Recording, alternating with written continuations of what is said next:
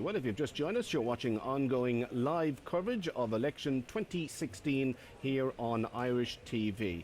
Tallies coming in from all over the place, but a trend is starting to emerge. We're hearing that Dennis Naughton looks set to top the poll in Roscommon, Galway, as the new constituency is known. We're hearing that Shane Castles looks set to be a first-time TD for Fianna Fáil in Meath West, where Ray Butler of Fine Gael looks set to lose out there. And we're hearing that Micheál Martin and Michael McGrath are topping the poll in Cork South Central. Now, this is an interesting constituency because you've got 5 very high-profile TDs, and you have a situation where this constituency is going to contract. It's going to go from 5 seats down to 4. The belief is that Kieran Lynch of Labour, who headed up the banking inquiry, is likely to lose out, and the indications are that Micheál Martin, who is the leader of Fianna Fáil, Michael McGrath of Fianna Fáil will get elected, as will Simon Coveney, the Minister for Agriculture, Defence and the Marine,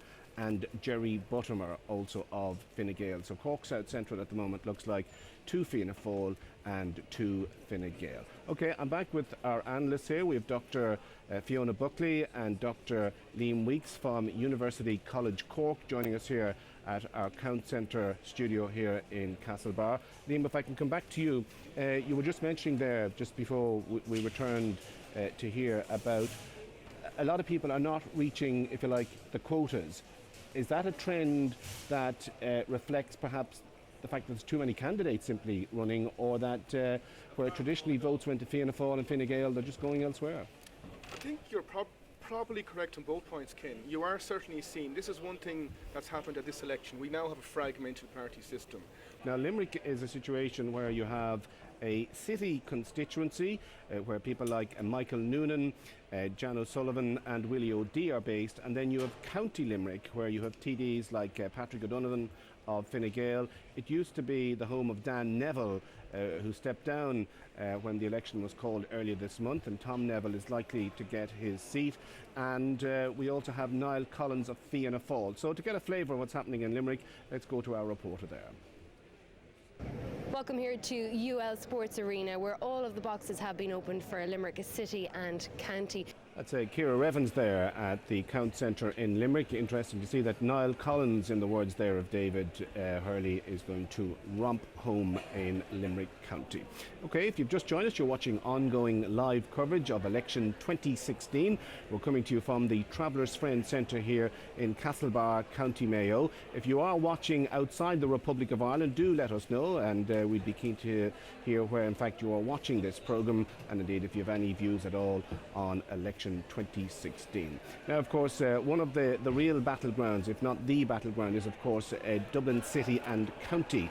There are a number of constituencies where the TDs will be battling it out and where fortunes are likely to change. To get a flavour of what's happening in the capital, here's Alan Brereton at the RDS. Well, just after 10 o'clock last night, the Irish Times released the first exit poll of the general election 2016. That's Alan Brereton there reporting from Dublin, where by all accounts the evolution of votes throughout the day is going to be rather interesting. And of course I was fascinated to hear there that Richard Bruton is to retain his seat in the newly created constituency of Dublin Bay North. The reason why I say that is, of course, is that Richard Bruton was not selected at convention. It caused a bit of a stir at the time and had to be added on by head office. Anyway, to get back to, if you like, analysing where we're at this stage, and of course we're still waiting on seats to be formally declared in the 40 constituencies around the country, and we expect that the Laois constituency may be the first one to declare in the next hour or so, and then maybe from around 5 o'clock onwards the seats will start, if you like, tumbling out of the boxes to effectively tell us what way this election is going to go. I'm joined here by Liam Weeks from University College Cork and Dr. Fiona Buckley as well. So, Liam, Dublin, Fianna Fáil got hammered the last time round. Are there signs that perhaps the people of Dublin have forgiven Fianna Fáil? Well, going into this election, Fianna Fáil have no seats in Dublin, so really the only way is up for Fianna Fáil. Again, looking at the exit poll, Ken, Fianna Fáil were only on 15%, so that's down from their national of 21%. Other things, I mean, interestingly, Lucinda Creighton isn't told, is indicated to be maybe in a spot of bother in Dublin Bay South, so that would be pretty interesting. Of course, the Labour vote, whereas that's quite low as well in Dublin at the moment, and people like Joe Costello, Dublin Bay North is a fascination. Yeah. There are 6 TDs, 1 Senator Able Power running for 5 seats. You've already mentioned it looks as if Richard Bruton is going to win the first seat. If you've just joined us anyway, welcome to our ongoing live coverage of election 2016, coming to you here from the Travellers Friends Centre here in Castlebar, County Mayo. If you're watching outside the Republic of Ireland on Sky or on Freesat or indeed online, do get in touch and we'll try and give you a mention. And I think I said earlier on, they're watching us in the St Michael's Irish Centre in Liverpool, so good afternoon to everybody there. Okay, welcome back to our ongoing live coverage of election 2016 here on Irish TV. And I did say earlier on that if you are watching outside the Republic of Ireland on a Skybox or indeed online, please do get in touch.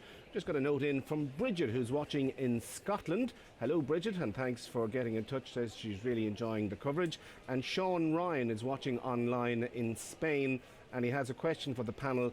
Who will be Taoiseach? Sean, we don't even know who's going to be in government yet, so anybody could be Taoiseach with the way things are shaping up. Liam, I just want to go back to you before we go back out to the floor.